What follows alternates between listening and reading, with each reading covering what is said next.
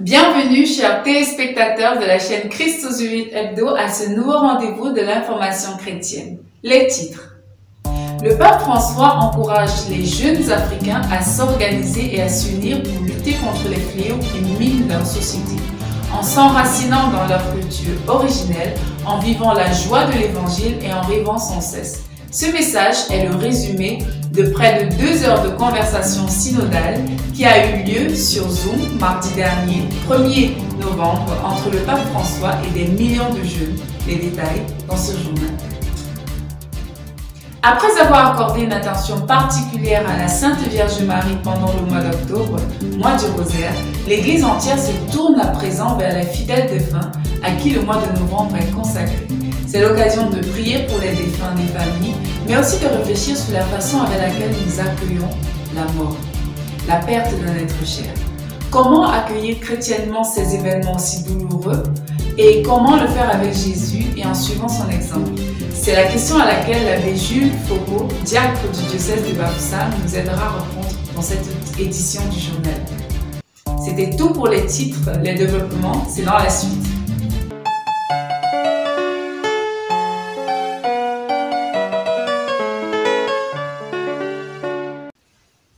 Rebonsoir. Hier, mardi 1er novembre, le Saint-Père François a effectué 2 heures de conversation synodale avec les jeunes des universités d'Afrique. Les étudiants représentatifs de toutes les grandes régions d'Afrique ont eu l'opportunité, à travers un webinaire, de poser au pape les questions sur les sujets les plus brûlants de leur pays et de leur continent. André Camta était présent à cette causerie éducative entre le pontife et les jeunes d'Afrique. Écoutons son compte rendu.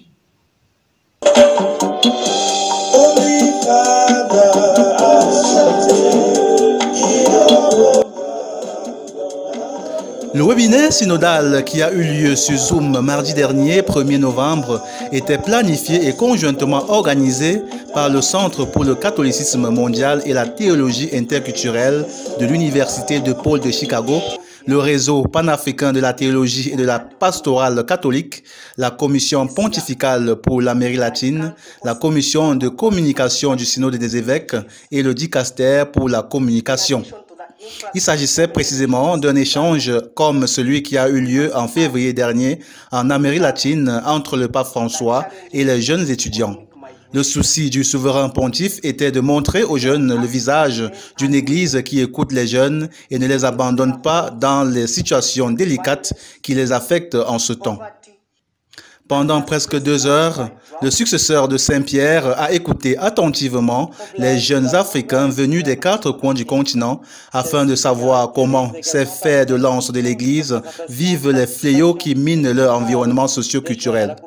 Oui, comme nous l'avons pu le constater, les jeunes Africains se posent pas mal de questions, des questions qui restent pour eux très souvent sans réponse.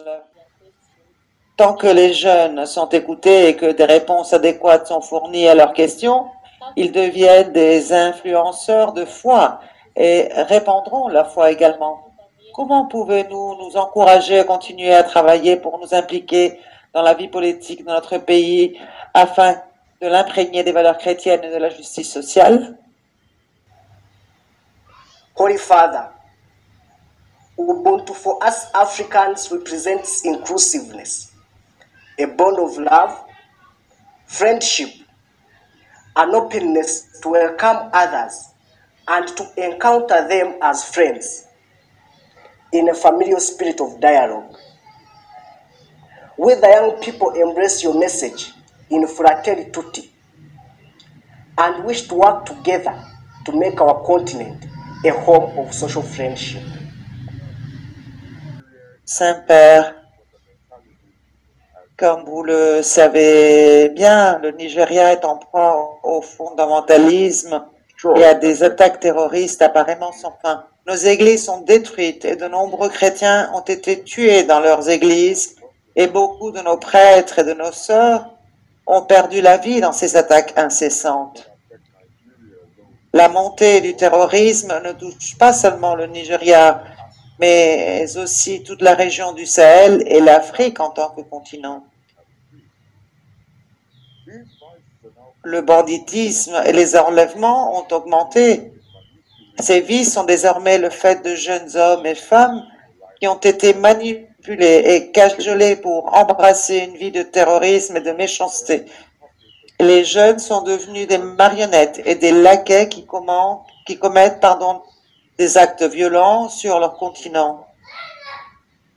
Alors, Saint-Père, nous aimerions vous entendre. Quels conseils avez-vous pour nous et pour nos pères dont les espoirs sont quotidiennement touchés par ces réalités oppressantes auxquelles nous sommes confrontés dans notre pays? Comment pouvons-nous inspirer de nouveaux espoirs les uns aux autres afin de commencer le travail de construction du monde de nos rêves, un monde d'amour, un monde de justice et de paix? Le pape a pris soin de répondre à chaque préoccupation de ces jeunes étudiants. Il est ressorti de cette conversation synodale de ce 1er novembre que les jeunes du berceau de l'humanité souffrent atrocement des effets des différentes crises politiques et sociales que traverse ce continent, telles que les guerres, la mauvaise gouvernance, la malgouvernance, l'insuffisance d'emploi et d'insertion professionnelle, le pillage des ressources naturelles par les firmes et les multinationales occidentales, pour ne citer que ceci. Comment les jeunes doivent-ils s'en prendre? Le pape François donne quelques astuces. Mais vous les jeunes, vous ne pouvez pas être passifs. Vous devez résister. Résistance, organisation, doctrine politique, voilà ce qu'il faut. Mais attention, l'action politique des jeunes ne peut pas être faite ci et là. Non, je parle de doctrine politique. Formez-vous, apprenez la véritable doctrine sociale, politique, concrète. Faire la politique, c'est une forme élevée de charité, parce que c'est quelque chose qui va vers le bien commun. Je vois souvent des jeunes qui sont enthousiastes, des jeunes qui souffrent aussi en voyant ces situations dans leur pays, et ils font de la politique. Mais souvent, ils se trompent, ils font des fautes et même il y en a beaucoup qui leur posent des pièges pour qu'ils y tombent dedans. Donc, préparez-vous, apprenez une véritable doctrine politique, formez-vous, comprenez bien ce qu'est votre pays. Parce que chaque peuple ne peut pas copier ce qui se fait ailleurs, ce que fait un autre peuple, parce que chaque peuple doit trouver son propre chemin pour dépasser ces situations. Donc, vous devez avoir une doctrine politique qui jaillisse de votre peuple. C'est pas une doctrine politique qui doit venir de quelqu'un qui vous dise ce que vous devez faire, de droite ou de gauche. Non, c'est vous qui devez frayer votre propre chemin. Donc, résistance, organisation et doctrine politique. Ce n'est pas facile de s'opposer à ces mouvements de bandits qui ne font qu'augmenter dans votre pays et dans bien d'autres. Donc, prudence, mais décision aussi. Décision. Et puis, sachez que tout seul, vous n'arriverez pas. Vous devez vous unir, vous devez vous organiser. Il s'est aussi agi pour le Saint-Père de réconforter, d'encourager les jeunes à la persévérance malgré les épreuves, une persévérance soutenue par un véritable ancrage dans leurs racines culturelles et dans un regard prospectif toujours positif malgré les difficultés du présent. Je suis vraiment très heureux de ce dialogue, très heureux. J'ai été frappé par vos témoignages. Et je voudrais témoigner à mon tour du fait que vraiment vous avez beaucoup de valeur. Engagez-vous, allez de l'avant, mais attention toujours aux 3 phases de l'histoire. Il faut toujours se rappeler de ses racines. Donc regardez vers son passé. Vous n'êtes pas né tout seul sous un arbre, vous êtes né avec une histoire. Donc, conservez vos racines, les racines de votre famille, les racines de votre peuple, les racines de votre culture. Rêvez, s'il vous plaît, rêvez. Parce que si on ne rêve pas, si un jeune ne rêve pas, le monde s'éteint. Vous êtes né pour rêver, vous êtes né pour être des prophètes de l'avenir. Donc, courage, regardez vers vos racines, recevez vos racines, votre histoire personnelle, préservez-la, vivez un présent cohérent, luttez dans le présent et projetez-vous vers l'avenir. Rêvez. Rêvez avec vos racines bien plantées par terre. En bénissant tous les jeunes d'Afrique, le Saint-Père a rassuré tous les jeunes d'Afrique de sa proximité spirituelle permanente et de sa pleine sollicitude paternelle. Il n'a pas oublié de se confier aux humbles prières de la jeunesse africaine. Que le Seigneur vous bénisse. Je vous donne ma bénédiction et je vous demande, s'il vous plaît, de prier pour moi.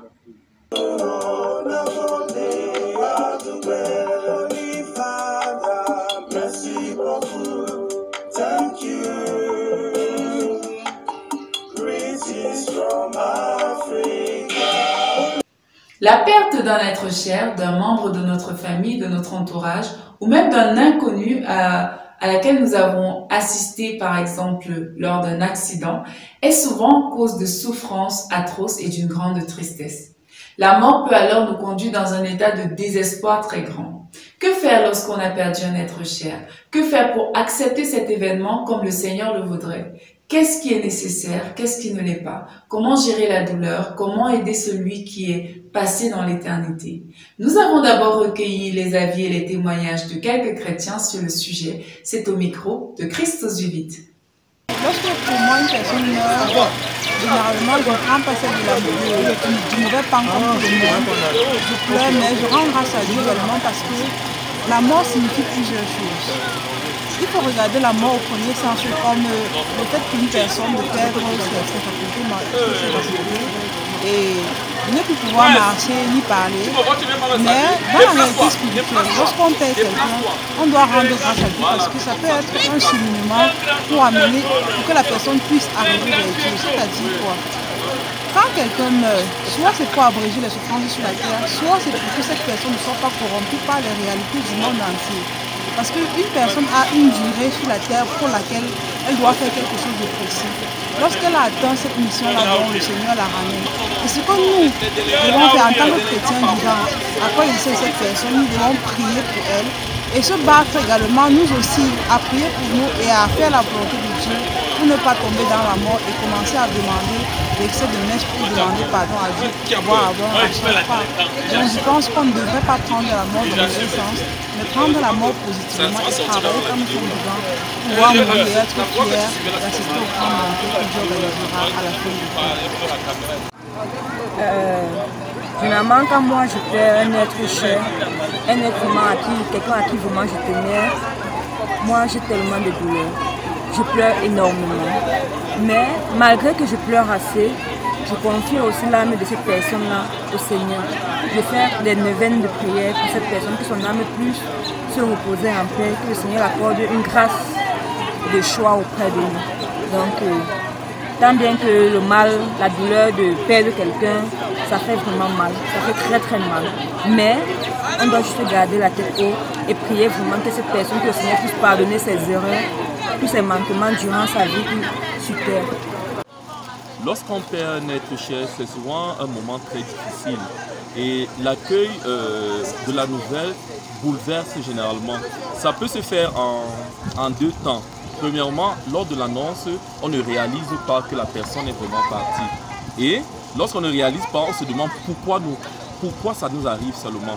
Mais avec du recul, on se dit, si la personne est partie, sûrement, Dieu a voulu l'enlever d'une situation. Et Dieu veut par son départ nous donner des leçons. Et c'est à nous maintenant de tirer des leçons de ce départ. C'est nous maintenant de comprendre que non, s'il est parti, c'est parce que Dieu est en train de nous passer un message. Donc, prendre la nouvelle dans le mauvais sens, c'est normal parce que nous sommes des êtres humains. Mais avec du recul, on comprend que Dieu veut nous faire passer un message. À présent, l'abbé Jules Foucault, diacre du diocèse de Bafoussam, nous explique comment gérer de façon chrétienne des événements comme la mort, afin que cela soit encore, même dans le malheur, une source de bénédiction pour nous et pour ceux qui sont partis avant nous. Écoutons-le. Le chrétien doit-il comprendre la mort? La mort est une réalité existentielle, c'est un fait qui est réel et tout le monde en est conscient, puisque de jour en jour, nous voyons des gens mourir, nos proches, nos amis, nos voisins, nos familiers. Nous les voyons mourir et nous sommes conscients que la mort est un fait qui existe. comment le chrétien peut-il l'appréhender? La mort, c'est de façon globale, d'abord, l'arrêt de la vie physique. C'est-à-dire quand l'homme perd son souffle de vie, on parle de la mort. Quand son corps devient inanimé, on parle de la mort. Et donc, quand cette réalité survient, en fait, de quoi s'agit-il? Pour le chrétien, la mort, c'est le passage de cette vie à l'autre vie. Pendant que les autres conceptions anthropologiques, philosophiques, pensent que la mort, c'est la cessation de tout, le chrétien pense que la mort, c'est le passage, la traversée de ce monde vers le monde de la vie éternelle. C'est-à-dire la traversée de ce monde vers Dieu. Et la mort devient ainsi un passage nécessaire pour partir de cette vie pour la vie éternelle.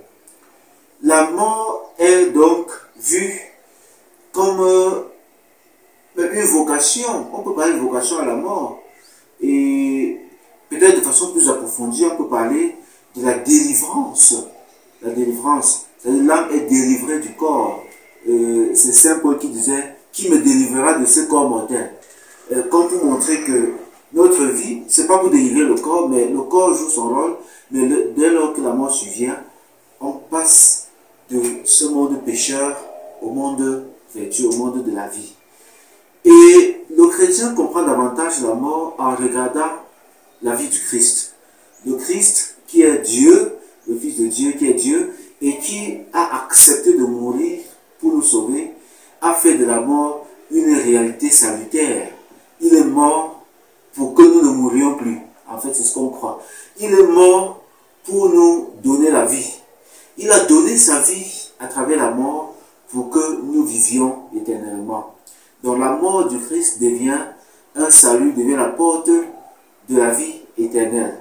Et c'est donc à l'image de Jésus que nous devons mourir. En fait, la mort, globalement, doit être comprise comme le chrétien, comme la délivrance du péché. L'attachement au Christ, comme l'entrée dans le mystère du Christ, comme l'acceptation du salut. La mort n'est donc plus une fatalité, comme pensent certains, une perte. Ce n'est pas une perte, mais c'est une voie nécessaire pour acquérir le salut, une voie nécessaire pour entrer dans le royaume de Dieu.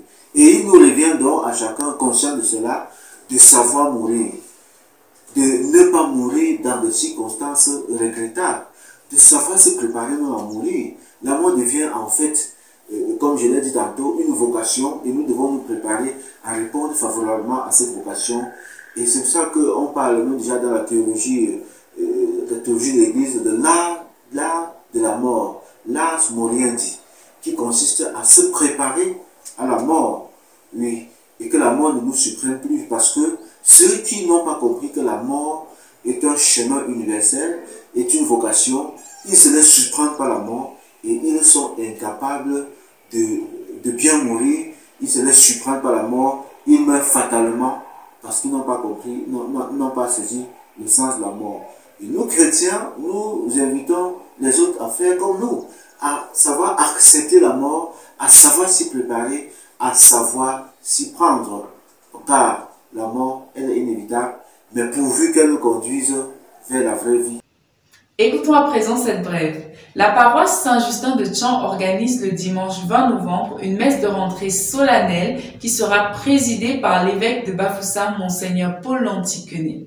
À cet effet, tous les étudiants catholiques de l'université sont invités à se joindre à ceux de l'aumônerie pour confier leur année académique au Seigneur. Voilà, c'est la fin de ce journal. Merci pour votre écoute. Aidez-nous à partager et à diffuser davantage le journal afin que plusieurs soient bénis et que l'information chrétienne puisse prendre du terrain. À mercredi prochain pour une nouvelle édition de Christos Vivit Hebdo.